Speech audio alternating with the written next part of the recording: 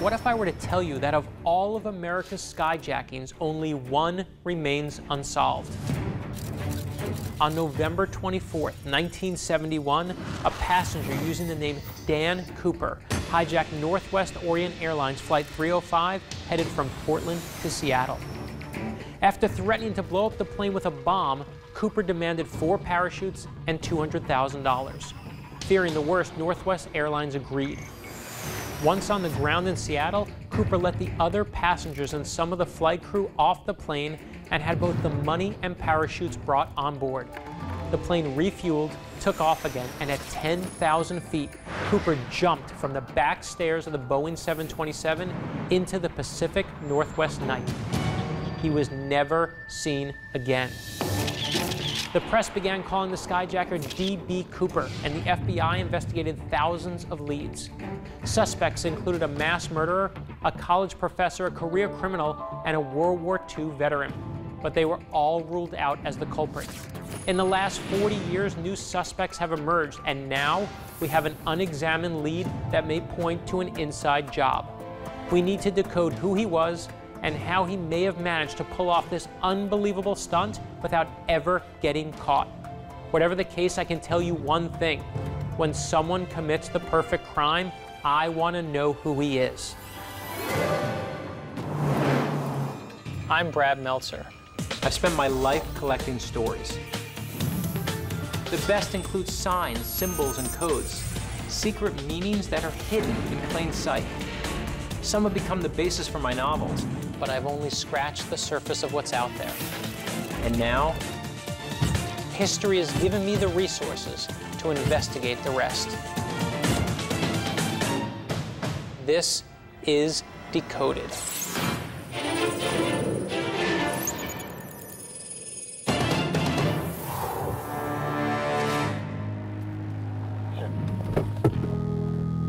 You guys, just think about this for a minute.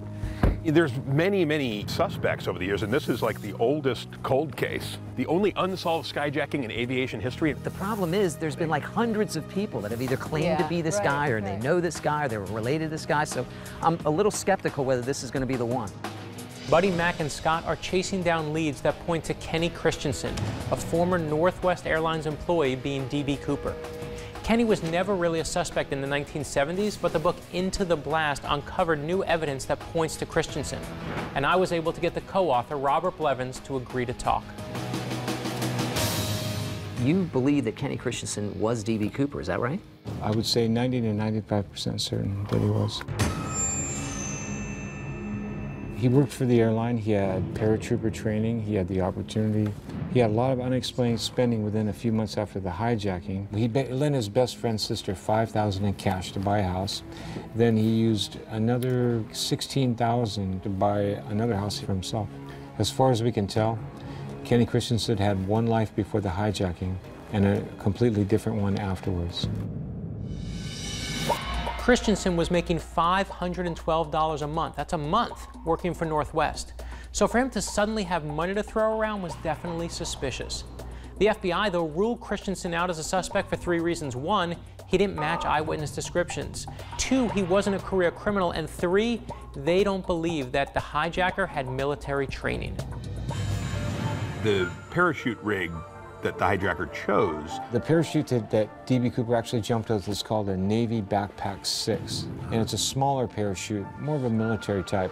But a guy like Kenny Christiansen might pick that one over a big, newer sport parachute, especially a person who hadn't jumped in a while. Because he would be familiar with how it worked. That's right.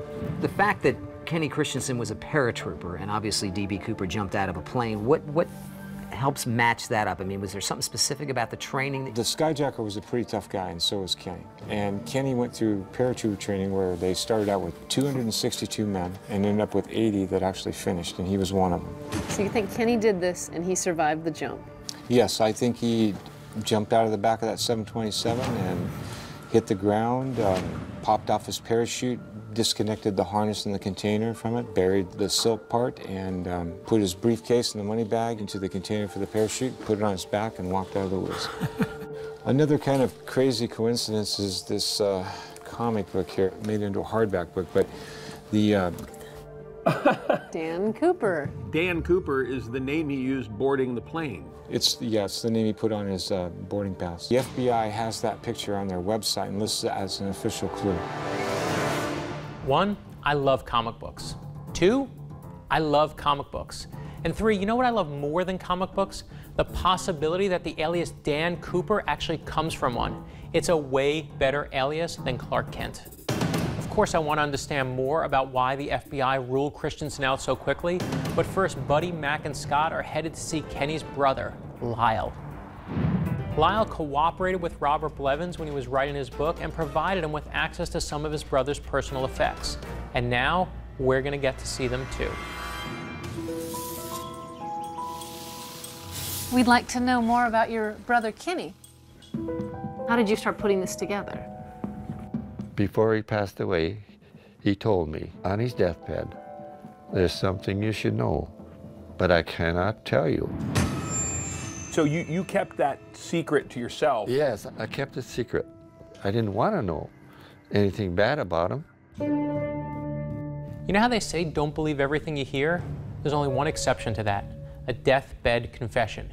It is the only reason I'm so obsessed with this case. After his almost confession, Lyle decided he needed to examine his brother's possessions way more carefully.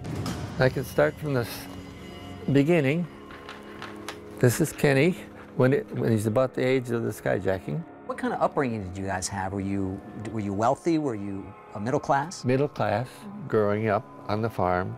And Kenny joined the Army right after high school, and he decided to go into the paratroopers because the pay was better and he'd make extra pay for jumps and everything else. They had to train him to land in trees or water, anything. They could land in anything. He was in the military for 2 years. Then he applied for a job with Northwest Airlines, and they shipped him to Shemya, Aleutian Islands. The islands in Alaska? Yeah, Oh. Americans had a Northwest Airlines Right. base there. He spent 5 years up there in that lonesome place. And then he applied to be a flight attendant. He took training for that, so then he got to be a flight attendant. It was a Northwest Airlines flight that was hijacked. Yes, and the skyjacker came on the airlines with an attaché case. And I found this very same attaché case in Kenny's final effects. This is your brother's? That's my brother, Kenneth's This attaché could be case. the briefcase of D.B. Cooper. It could be. The descriptions of D.B. Cooper when he boarded the flight were all the same. He was wearing a black suit with a tie and carrying a briefcase. He was described as tall and dark-haired. This is a composite sketch from the eyewitnesses Yes. on the airplane, and this, And this is your brother. That's my brother. All right, look at this. Oh man. That's bizarre. Look at that. I found this picture in his photo book. I must have looked at the photo book many times and never caught it. And one day I said, wait a minute. Carrying a bag, looks like a bag of money, and he's got the attaché case. Based on what I read, that's exactly what D.B. Cooper had with him on the airplane. The evidence needs to be looked at more closely, and Lyle has actually agreed to lend the briefcase to us for our investigation. All right, let's see what's we got in this thing. Passport photo, the overlay. Oh yeah, still Which fascinated by that. Ah, look at that. So this is basically the FBI wanted poster. No particular accent, possibly from the Midwest. This man is described as followed. It's a bulletin from the FBI. In the 40s, 5'10" to 6 feet tall. Kenny Christiansen stood 5 feet 8 inches tall and was almost completely bald, so the physical description doesn't match. But we all know that eyewitness accounts are fairly unreliable. They're dubious at best. And the other thing we know, Lyle said that Kenny used to wear a toupee prior to the skyjacking, but he never wore it again after the skyjacking. Great circumstantial evidence for sure, but we need something that is far more concrete. This is a mortgage. June 26, 1972. 72. So about 6 months, 7 months after the hijack, he's buying a house. That's what's going on here. We could just be looking at a very eccentric person amazing, who though. made some money on land. Yes, we could. We absolutely Who could. happens to have a Northwest Airlines Who happened to be a briefcase. parachutist, who happened to know the terrain that he was And an jumping out of a actor. plane. I look at all this stuff and I think, we got a jumper. Here's the thing I still can't shake. If all this is true, what was his motive? Why would someone with a good job be angry enough to steal from his employer? Here's one darn tasty reason. According to Kenny's own letters, he was never able to earn a stable living at Northwest because of constant protracted labor disputes at his job. There were 8 strikes at Northwest Airlines between 1954 and 1971, and those strikes severely cut into Kenny's earning power. He was constantly having to take odd jobs like working in a hotel or digging ditches for friends just to make ends meet. That is not a euphemism. He was actually digging ditches. In the meantime, the $8 million jets that Kenny worked on sat unused on the ground. And make no mistake, he resented it. If we believe that Kenny was D.B. Cooper, then by 1971 he had simply had enough. And he decided to strike out at the airline and make them pay for making him struggle. And that is evidence that can't be ignored. All right, what do we got here? Whoa. Bank account statements. 1094. Look at how much money he's got in the bank. $186,000. $186,000. Almost 200. At the end of the day, what we have here is a ton of circumstantial evidence. None of Kenny's papers or effects point directly to him being D.B. Cooper, but when you stack them all together, you have to wonder, could it all be coincidence? But if we're looking at this and thinking, okay, this is so obvious, this guy's D.B. Cooper, why isn't the FBI thinking the same thing? That's exactly what I was thinking. In fact, I think we need to talk to the FBI. But would the FBI talk to us? The FBI declined to appear on camera despite our requests. They told us that the D.B. Cooper case was never solved, and as a result, it's still an open investigation. We did, however, get something even better. We managed to track down the original lead FBI agent in the case, and he's agreed to meet with Buddy, Mac, and Scott. So far, we know that Kenny Christiansen had the access and the motive, and that shortly after the skyjacking, he came into a pile of money. I can feel it. We're getting closer.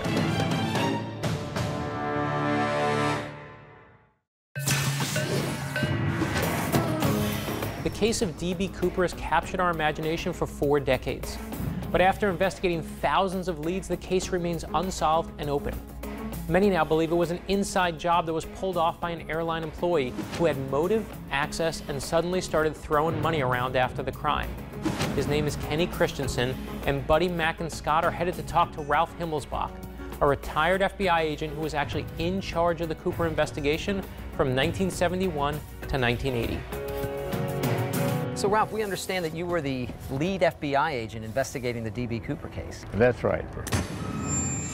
What was it like on the ground when you guys started working? It was storming with cloudburst and gusty wind changing direction and so forth. So you guys are running around on the tarmac yelling at each other? And we're getting soaked wet all the time you're outside. Just excellent jumping weather. Not very good for jumping. Probably a pretty miserable night to fly anything. Yes, it was. There's an airliner here of the same kind, a Boeing 727. We can go aboard if you'd like. The Boeing 727 was the most widely used aircraft for domestic air travel at the time of the skyjacking. They stopped being mass-produced in 1984, but with more than 1,800 made, they're now the staple of every air museum in the country. Does this bring back memories of that date? It does indeed, and I've thought about it 100 times, and it's still a mystery.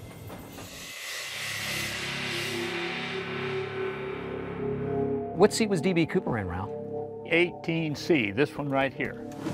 The boarding had taken place, and the doors were secured. This particular stewardess that was closest by approached the hijacker, and he handed her a note. He said to her, "You better read this, miss. I have a bomb." He told her to take that note up to the cockpit, and his instruction to them was to stay in the air until they got to Seattle while the money and the parachutes were obtained. If they did anything wrong, he would set off the bomb. You have to remember that airline security in the 1970s was nothing like it is today. No one even checked your ID before you boarded a plane. You could smoke on the plane. It was like Studio 54 up there. But after the D.B. Cooper skyjacking, everything changed. Boeing installed something called the Cooper vane on the rear doors of all 727s that made it impossible to lower the aft stairs from inside the airplane. The FAA also started putting metal detectors in American airports in order to screen passengers and their carry-ons before they were able to board their plane. So next time you're waiting for an hour, now you know who to blame it on. When the FBI approached the head of the airline and asked him how they wanted to handle it, they said right away they didn't want anything to happen, any property damage or any people injured, right, and they'd pay the money. Was Kenny Christiansen ever a suspect in this case? He never came to my attention at all. Think Dan Cooper had any military experience? I kind of doubted. Do you think that jump was survivable and he survived it? I can't say that it wasn't survivable, but it's unlikely. That airliner was going 170 knots at 10,000 feet. Outside air temperature 7 degrees below zero. Chill factor of about 69 degrees below zero. Brutal. Why do you think his body has never been found if he died in the jump? And the best explanation I can give you of that is just go look at those woods. D.B. Cooper was a smart guy. He made very specific demands of the flight crew. First, Cooper asked the pilot to stay below 10,000 feet because any higher, they'd have to pressurize the cabin, making it harder for DB to open the stairs and escape. Next, he wanted the flaps, you know those things on the wings that go up and down at takeoff and landing? He wanted those set at 15 degrees exactly. At that angle, the 727 couldn't fly any faster than 200 miles per hour, making it safer for DB to jump out. However you slice it, this guy knew what he was doing. He knew about planes and he knew how they worked, and he certainly used that knowledge to his advantage. If you come down here, I'll show you the door and where he was last seen. Oh, can you imagine the air come flying? Look at if you were right about here, you're going to start seeing, and then you'd have to go like, When you did that, it even bounced. He's below zero. Oh my God, I can't even. This is like standing at the top of the high dive. This thing's bouncing around. It's amazing to think of that guy on these steps at 200 miles per hour. The guy's going to be up here, and there's not going to be quite as much vacuum pressure. And also, the door wouldn't have been this far down. It kept coming back up, apparently, and then with his weight, it would have been tighter, like that, you know? I think this guy had been out of a plane before. Maybe military experience, but I don't know if he had experience with this plane opening this door. Whoever it was, by sitting in that seat where he sat, by having all of the directions for where to put the flaps and the speed, the guy knew what the hell he was doing. The question of whether D.B. Cooper could have survived this jump is essential. In April of 1972, a guy named Richard McCoy skyjacked a United Airlines flight and demanded as a ransom $500,000. Like D.B. Cooper, McCoy chose a 727 as his target. McCoy jumped at 16,000 feet while the plane was hurtling along at 200 miles an hour, and he survived. The similarities were such that for a while the authorities thought that McCoy was D.B. Cooper. But upon further investigation, they decided that McCoy didn't match the physical description of D.B. Cooper. And it was later revealed that McCoy was at home with his family in Utah having Thanksgiving dinner when the D.B. Cooper event took place. I think if Richard McCoy could make the same jump from 6,000 feet higher, I have to believe that Cooper could have survived too. But obviously, we've got conflicting opinions here. The FBI thinks that Cooper did not survive, and Robert Blevins thinks that he did. So where do we go from here? Well, the FBI further doesn't think that it was a Northwest employee. It thinks that he would have been recognized if he was. I actually have a lead on this paratrooper. I want to talk to about what actually happened inside that airplane and if D.B. Cooper could have survived the jump. Okay, sounds like a good idea. You know, we should talk to a Northwest historian if we can find one. Or just someone who used to work for Northwest. It just can tell us how big a company it was, whether someone would be recognized by his employees. Sounds like a good idea. I started jumping in 1987 when I joined the Army. Over my 22-year career on jump status, I've accumulated over 200 jumps. And I've accumulated 4,000 civilian skydives. 4,000 jumps? In your experience, have you ever jumped out of an airplane at 200 miles an hour? Not at 200 miles an hour. Okay, well, what's a normal speed? In civilian operations, we're jumping out of airplanes somewhere around 90 miles per hour. Military operations, we're jumping anywhere from 120 to 150 miles per hour. When he leapt, he had a bag of money weighing 22 pounds, tied with cording from another chute to his waist. Does that seem like common practice? For military jumping, we jump with equipment all the time. I've even jumped with up to 150 pounds of equipment, counting the machine gun, all the ammunition, and everything. Wow, that's like jumping with another human. Essentially, yes. Depending on his size. Yeah, 22 pounds, it's almost inconsequential. If I told you that you could get in a 727 right now and go up in the air at 200 miles an hour and at 10,000 feet and jump out of the aft stairwell, would you do it? I'd have a shot at it, yeah. You would? Yeah, there are actually 727s in private fleets that are used for commercial skydiving. People pay extra money to go do the jump D.B. Cooper did.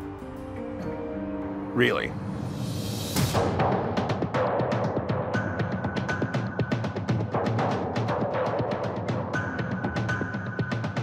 We've been looking over some real interesting materials from a Northwest employee named Kenny Christiansen.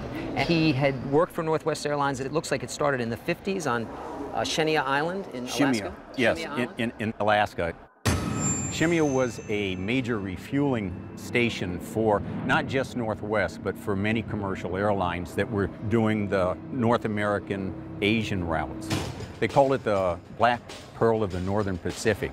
So what would Kenny Christiansen have done? He was a non-skilled, so he would have been a jack of all trades, an extra pair of hands. Bruce, we were looking over some letters that Kenny had written back to his family, and he definitely seemed to be upset with Northwest Airlines about pay, about strikes. There were a lot of strikes back then. It was sometimes referred to as Cobra Airlines. They strike at anything. There were roughly 8 strikes between 1954 and 1978. Some of them were very short, some of them were very protracted. So was the employment then fairly unstable? Choppy. So what are truly the chances, if it is Kenny Christiansen, of getting on a plane and not being recognized by 2 of your fellow flight attendants? Well, if he flew strictly international routes, there wasn't much intermingling necessarily. But yeah, there could have been some degree of anonymity. So not only did he have this inside knowledge as a purser, but Kenny almost certainly would not have been recognized by any crew flying within the United States. But if Kenny was D.B. Cooper, he was still playing a dangerous game. And right now, it looks like he might have won that game.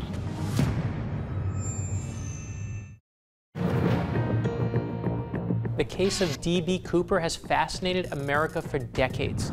He was mentioned in TV shows like Twin Peaks.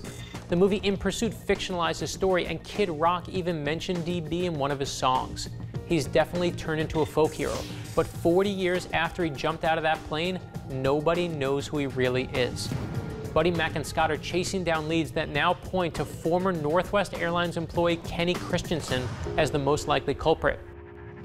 The guy I talked to, Larry Yount, he's a former paratrooper. He's a skydiving instructor. When I said, if you were going to jump out of a 727, how would you do it? And he said, the way this guy, D.B. Cooper, did it. Absolutely dangerous, but absolutely survivable. I buy that someone could have survived the jump, but Lyle says that Kenny continued to work for Northwest Airlines for 20 years after the heist. That's a lot harder for me to believe. He hangs out basically at the scene of the crime for years afterwards. Well, that makes it hard for me to believe it's Kenny Christiansen. In addition to that, we also have his brother telling us that he drank bourbon. The guy ordered bourbon on the plane. Right. The demeanor of the hijacker was strikingly similar to his brother. There was a strong physical resemblance. Darker skin, he had a receding hairline. The other thing is, he didn't have very much money prior to the hijacking, and he began to spend a great deal of money in the months following the hijacking. So far, more pros than cons. I think we should follow this money trail. I mean, we do know that he paid cash for a house. He had been giving money away. This is a picture of the house that he paid cash for. If anything was left here, how would we go about finding hidden money in a house? That's a good question. It's buried in the walls. You use infrared to find like leaks around doors and windows, so maybe that would help. You could tell temperature differences. There seems to be a lot of evidence piling up against Kenny Christiansen. But the next logical place to look has got to be the house he bought in Washington State after the skyjacking. The residence has been converted to a print shop, but the structure remains the same.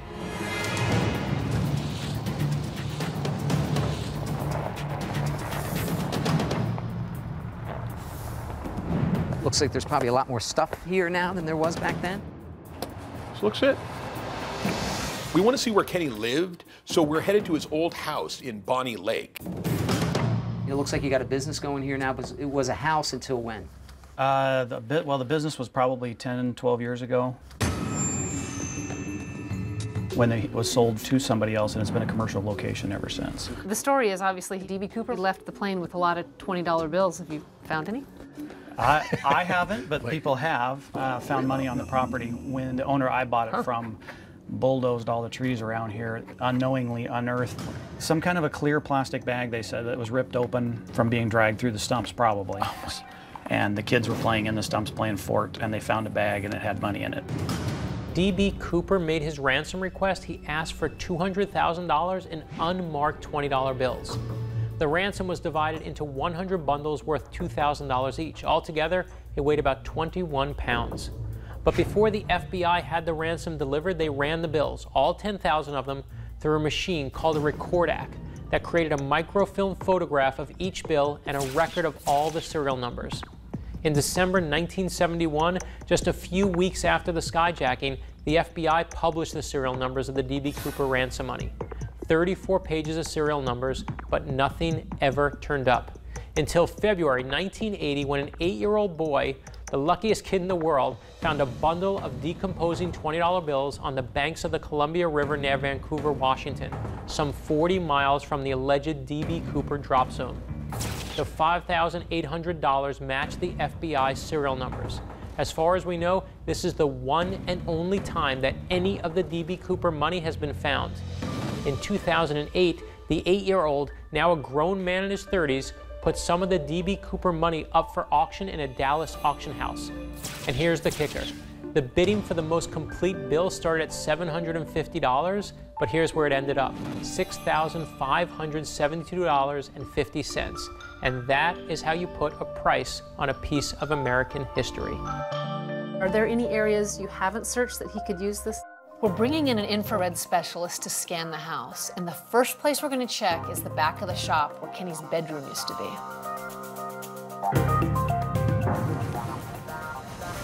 So Kevin, what exactly is this thing doing? Thermal imaging of the walls and the ceilings, the temperature differences. So anything is more insulation, as you can see in that one corner, it's redder, there's more insulation. So if there's an empty pocket in the wall or something different like money than insulation, you'll see it. Right.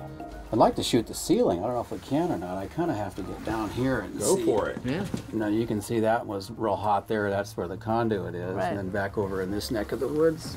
And then there's a spot right up here. See the blue change right there? And Yeah. Is it less insulating? So could that be an empty pocket? It could be an empty pocket. It could be something up there that's pushing down and the insulation is not as thick. There's something different in this little area right here than there is there or over here or over there. And you thought we were crazy for devoting a whole episode to D.B. Cooper. Let me tell you how this played out. When we were filming, I was on the phone, and the show's director tells me we probably won't find anything.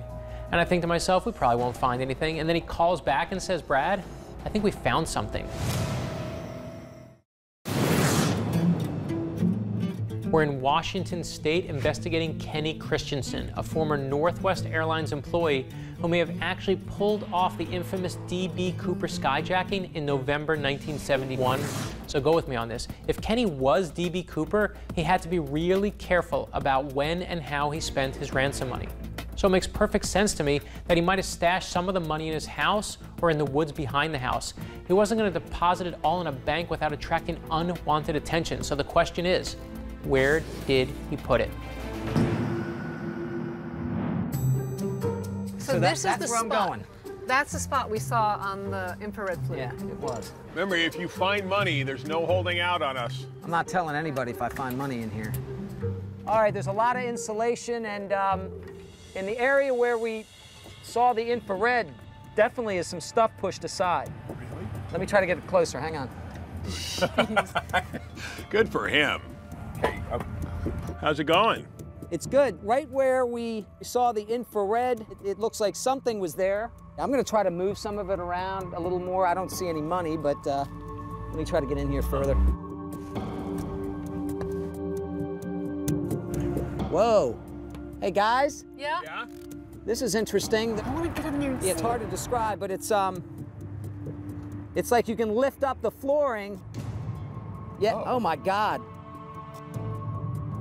Wow. Holy cow. There is a, I just lifted up a piece of the floor, and there is a little space down here where something absolutely could have been. It's almost like it's a little hiding space. And it's actually right above the bedroom. That's right. Where Kenny Christiansen slept. Yeah, this is the bedroom. Yes. Even though there's nothing here now, it would have been an excellent hiding place for money. Wow. Kenny, you sneak. People make alterations to their homes for all sorts of reasons. It seems strange that Kenny would have built this unless he was trying to hide something. That's a hiding spot. We found a hiding spot. And unless you have secret trapdoors above your bedroom, there certainly doesn't seem to be anything accidental about this. So far, we've determined that Kenny had both the motive and the means to commit the crime. And in checking out the house he used to live in, we found a suspicious hiding place, a hinged cubbyhole in the ceiling above his bedroom. There's also a local legend about money being found in a plastic bag in the woods behind his house, too. It is all coming together. But I still feel like we're missing out on something. So I asked Buddy, Mac, and Scott to take another look at Kenny's personal letters to see if anything jumps out at them. All right, let's see what we got. Anything that we haven't seen? It was Bernie's girlfriend, Margie, that called crew scheduling.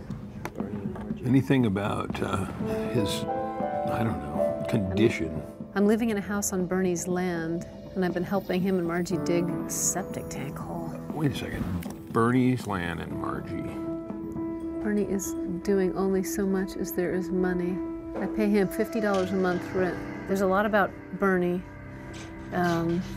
Christmas, Bernie's sister and her 4 children are staying here. It looks like, it's like they're a family. The 3 of them are a family. Everyone knows a guy named Bernie, right? But this guy, Bernie, was all over the letters that Kenny wrote home. So I think it's pretty safe to assume he played an important part in Kenny's life. The question is, did Bernie also play a part in Kenny's crime? Could Bernie have been Kenny's accomplice in the skyjacking? If anyone was going to know the answer to that question, it was Robert Blevins. I reached out to Robert again and asked him to meet with Buddy, Mac, and Scott for a second time. But this time, we wanted to learn as much as we could about the mysterious Bernie. We're looking for some clarification about some of the things we talked to you about before. You said that there might have been an accomplice involved in this? We believe Bernie Giesman could be the accomplice. So how would the accomplice have done this? What exactly do you think methods did he use? He probably drove Cooper down to the Portland International Airport, dropped him off to catch the flight to Seattle, and then drove back up by himself to Paradise Point State Park. It's right next to the freeway in Battleground, less than 2 miles from where they found the money in 1980, and just waited for Kenny. And Kenny jumped out, hiked out, back out to the freeway, and they met up. It's only about a maybe 12, 13-mile walk at the most back to the freeway. And it's not a big wilderness like everybody thinks down there. Right. Bernie's name has come up in some of the documents that we've looked at. He and Kenny were very good friends. They first met on working for Northwest Airlines on Shemya Island. It's a remote spot out the end of the Aleutian chain. He said he and Kenny weren't very good friends, but these are some pictures from the Giesman's wedding in 1968. Kenny's with them in those pictures. Yeah, These guys were already friends in Shemya Island. Oh, yes. This is where they got to know a lot about airplanes. This is Kenny Christiansen. This is Bernie Giesman here. This looks like it was taken on Shemya Island when they worked there for the airline. Okay. This is a picture of Kenny Christiansen walking in through his apartment. It was taken right around Christmas '71, about 3 weeks after the hijacking. Well, he's dressed in the same coat as the hijacker was reported wearing. He looks like the hijacker. He's carrying a briefcase like the hijacker carried and a paper bag that carried by the hijacker. Yeah, I mean, Holding a sack full of money. to me, this is the most bizarre thing of all the evidence that I've seen. That picture was hidden behind another picture in one of Kenny's photo albums. Bernie Giesman almost certainly took that photo.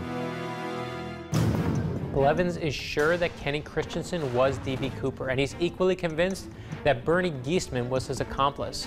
But for now, that's just one man's opinion. So how do we get an answer? I want Buddy, Mac, and Scott to meet Bernie face to face and decide on their own if they believe he was Kenny's accomplice. Buddy, Mac, and Scott are about to meet with Bernie Giesman, a retired engineer who's suspected of having been Kenny Christiansen's accomplice in the D.B. Cooper skyjacking. Bernie and Kenny worked together on Shemia Island. Kenny worked on Bernie's land, and he even rented a room from him when money got tight. Kenny attended Bernie's wedding. These guys played cards together, and the bottom line, Bernie and Kenny were close friends for almost 40 years. Now, Bernie has a reputation for being tight-lipped. He's avoided talking about Kenny Christiansen for a long time now, but now he's agreed to speak with us. If there's even a chance that Bernie was the accomplice, then the opportunity to meet him may be the turning point in this case. Meeting Bernie Giesman takes us a bit deeper and hopefully one step closer to the truth. How are we going to handle Bernie? Defensive. Well, here's the thing. First of all, Bernie has nothing to worry about as far as the statute of limitations goes. The statute of limitations in the federal system has already run. So does he know that? If you're going to ask him questions about his involvement, you have to lead with, here's what I know as an attorney. You're off the hook. You're okay now. If they haven't indicted Bernie by now, they can't. And so he is completely sick. He has agreed to talk, so he might have something he wants to get off his chest.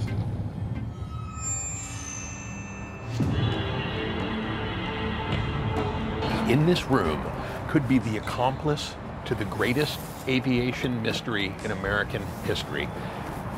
We got to find out if it's true.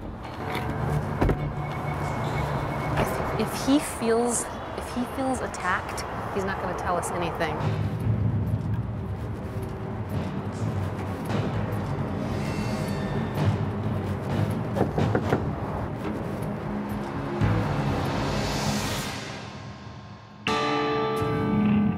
We're trying to find out as much as we can about Kenny Christiansen, and we understand that you were a good friend of his. Yes, ma'am. What can you tell us about him? I was on the flight line refueling aircraft in Shemia, and I drove the truck, and Kenny and I would keep the oil cans filled for the aircraft. Kenny left prior to me, and pretty soon we heard that he was a purser flying to Tokyo. Would you characterize Kenny Christiansen as a very, very good friend of yours? Well, we were, you know, I wouldn't, well, he's a friend of mine, working together. From what we saw, you were dear friends prior to this. He had worked on your property. He was at your wedding. He was a good friend you had worked with. I saw him. And at one point, you guys were good enough friends for Kenny to rent a room from you. He paid like $50 a week or a month or something. I never rented Kenny my room. Strange, because Kenny wrote letters to his family indicating that he was renting from you and paid $50 a month.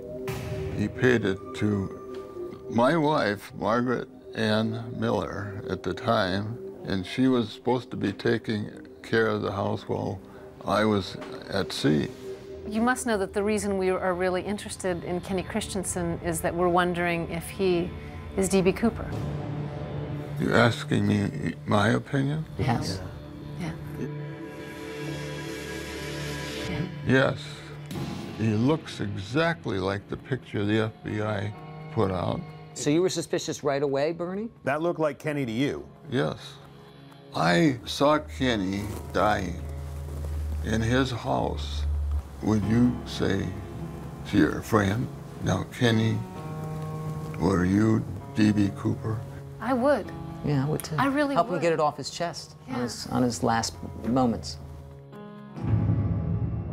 I will tell you as an attorney, you cannot be prosecuted for this case. The statute of limitations is run. No one's interested in prosecuting you at all, but they are interested in this story. So this is just an opportunity for you to let us know what you know. And I got a feeling you know more than you're telling us. I'm, just like you. I want to know also. You purchased an Airstream trailer around the time of the hijacking, disappeared with it for several days around Thanksgiving. No explanation for where the trailer went. It suddenly disappeared. You had knowledge of how these airplanes worked. You happen to live in the area of the landing zone. It all looks pretty compelling and convincing to us. Robert Blevins accuses you of being the accomplice. He's lying. Why, though? I mean, it seems to make sense to us. I didn't do it. I never was an accomplice to Kenny, Peter, Christiansen, or anybody else.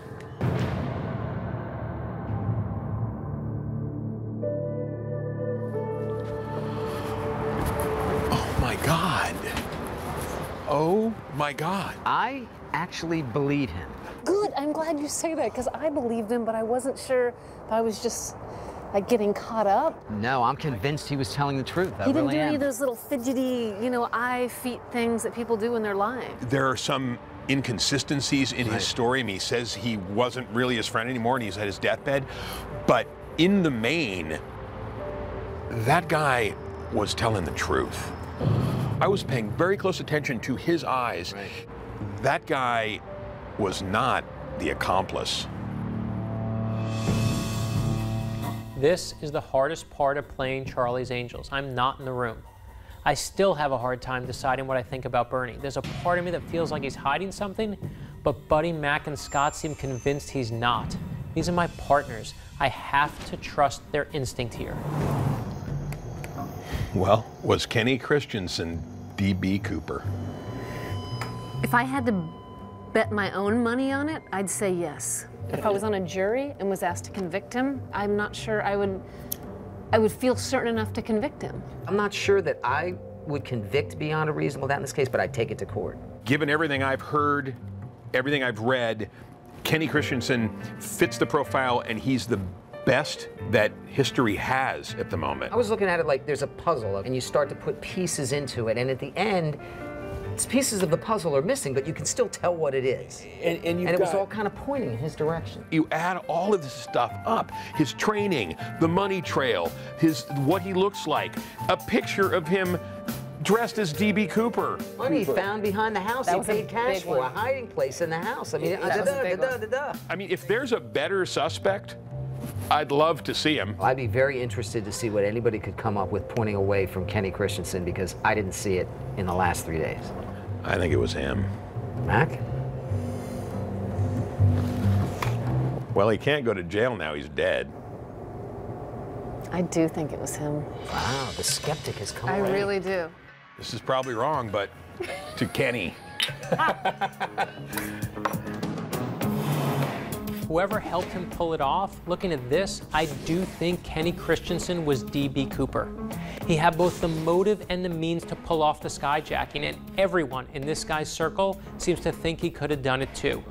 Based on the evidence that we uncovered, we know why Kenny did it, how he did it, even how he spent his ransom money. It all makes sense to me. And though most people consider the D.B. Cooper skyjacking to have been a victimless crime, it wasn't. Ask the FBI and Northwest Airlines. Some say no one was hurt by what he did, that he's some kind of modern-day Robin Hood. That's why D.B. Cooper has become a folk hero. There were songs written about this guy, movies made about him. There's even a bar that celebrates the anniversary of the heist with a D.B. Cooper lookalike contest. Let's be clear, that may make you a celebrity, but that doesn't make you a hero. In all likelihood, Kenny Christiansen, a humble airline employee, committed the perfect crime. He got what he wanted, and most important, he got away with it.